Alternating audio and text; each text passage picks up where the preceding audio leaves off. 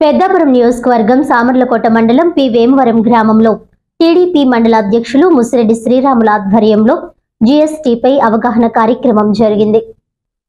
ఈ కార్యక్రమానికి ముఖ్య అతిథులుగా పెద్దాపురం ఎమ్మెల్యే నిమ్మకాయల చినరాజప్ప, ఆయన తనయుడు రంగనాథ్ హాజరై ప్రజలకు జీఎస్టీపై అవగాహన కల్పించారు.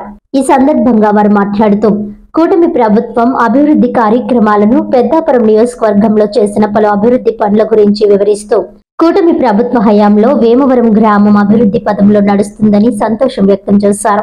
చిన్న కుటుంబాలకు కూడా ప్రస్తుత జీఎస్టీ ప్రయోజనకరంగా ఉంటుందన్నారు.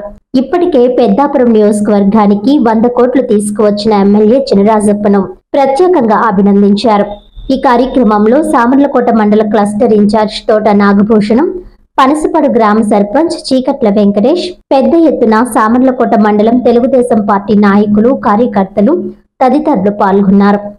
మన ప్రభుత్వం చంద్రబాబు నాయుడు గారు జీఎస్టీ మీద ఏవైనా తీసుకురావాలని ఆలోచనతో మరి అన్ని గ్రామాలు కూడా మమ్మల్ని తిరుమల ఆదేశాలు.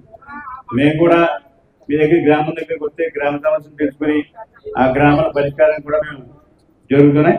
చాలా సంతోషంగా ఉంది. మన జీఎస్టీకి సంబంధించి వేళ సెంట్రల్ గవర్నమెంట్ అన్ని రాష్ట్రాలకు కూడా సమానంగా జీఎస్టీ ఉండాలి అన్న ఆలోచనతో జీఎస్టీ వేళ నియమించడం జరిగింది.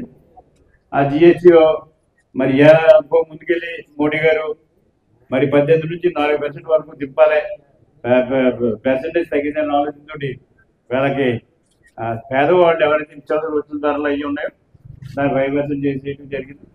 దాని మీద ట్యాక్స్ తగ్గింది కనుక వస్తువులు కొనుగోలు శక్తి పెరుగుతుంది, అందరూ కూడా కొంటారని చెప్పి ఉద్దేశంతో వెళ్ళన్నారు.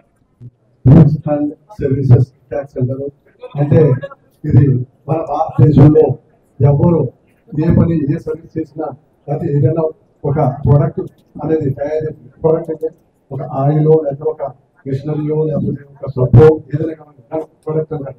ఆ ప్రోడక్ట్కి ట్యాక్స్ ఉంది, అది మా గవర్నమెంట్ ట్యాక్స్ ఉంటుంది. అలాగే సర్వీసెస్ ఏదైతే మనం కస్టమర్ సర్వీస్లో కానీ మనకు వచ్చే ఫోన్ కాల్స్ కానీ ఇటువంటి సర్వీసెస్ ఉంటాయి. ఆ సర్వీసెస్ అన్నిటికీ కూడా ఈ ట్యాక్స్ అనేది ఉంటా ఉంది. ఈ ట్యాక్స్ గవర్నమెంట్కి వెళ్తూ ఉంది. ఆ గవర్నమెంట్ ఈ ట్యాక్స్ తీసుకుని దాని మీద మనకు వేరియస్ అలిగేషన్స్ ఇప్పుడు మన రాజ్యం గారు చెప్తా ఉన్నారు. మన పెద్దాపురం నియోజకవర్గానికి 100 కోట్ల పైచీలకు నిధులు తెచ్చి మన రాష్ట్రంలో ఏ ఒక్క నియోజకవర్గంలో లేనంత డెవలప్మెంట్ మనం ఇక్కడ తీసుకున్నాం. జిఎస్టీ 2.0 అని కొత్తగా రిలీజ్ చేశారు. ఇందులో మోడీ గారి గవర్నమెంట్ లో జిఎస్టీ మీద మొత్తం నిత్యావసరాలు కానివ్వండి, లేకపోతే మందులు కానివ్వండి, కిరాణా సామాన్ కానివ్వండి, దుస్తులు కానీ, మందులు కానీ, స్టేషనరీ కానీ అన్నీ కూడా ఒక 10% ఉండేది.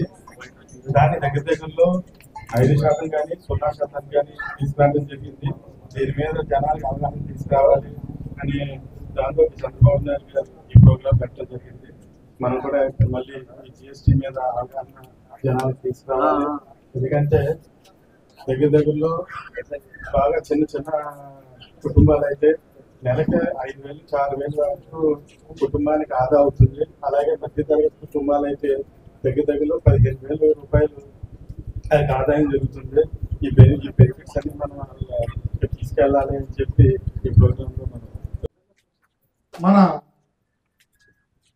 గవర్నమెంట్ లో ప్రతిదీ కూడా డెవలప్ మీద దృష్టి పెట్టడం జరిగింది. గత ప్రభుత్వంలో అయితే ఓన్లీ సంక్షేమం అని పేరు పెట్టి 4-3 అమ్మఒడిని కంచేపు ఏదో 2-3 పథకాలతో సరిపెట్టేసి డెవలప్ అన్నది పక్కన పెట్టేసి వాళ్ళని ఏదో 10,000 ఇచ్చి సొంత పరిచి ఓటు వేసుకున్న ఉద్దేశంతో చేసే తప్ప ఫ్యూచర్ ఆలోచించి చేయడం గత ప్రభుత్వం పక్కన పెట్టేసింది. అలాగే మన ప్రభుత్వం వచ్చిన తర్వాత అటు సంక్షేమం, డెవలప్మెంట్ మొత్తం అన్ని కూడా ఆగ మేఘాల మీద కూడా జరుగుతున్నాయి. మనకి ఎక్కువ ఉపాధి కలిగి ఉద్యోగావకాశాలు కూడా త్వరలో కూడా కొంత టైం పడుతుంది తప్ప ప్రతి ఒక్కరికి కూడా వర్తం జరుగుతుంది. అలాగే కూడా ప్రతి విషయం కూడా క్షుణ్ణంగా మనం ఈ పని చేస్తే ఎన్ని సంవత్సరాలు పడితే ఇప్పుడు మొక్క వేసామంటే ఇంచుమించుగా కొబ్బరి మొక్క వేసామంటే 5 సంవత్సరాలు ఎలాగా మనకి ఆదాయం వస్తుందో ఆ విధంగా వస్తుంది తప్ప ఏదో తాత్కాలిక ఇప్పుడు మనుషులకి 10,000 ఇచ్చేసాం 5,000 ఇచ్చామన్న ఉద్దేశం మాత్రం మన గవర్నమెంట్ లేదు. అందుకని సంక్షేమం అన్ని కూడా మనం చేస్తుంది.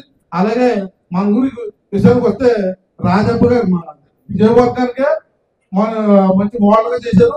మన ఊరికి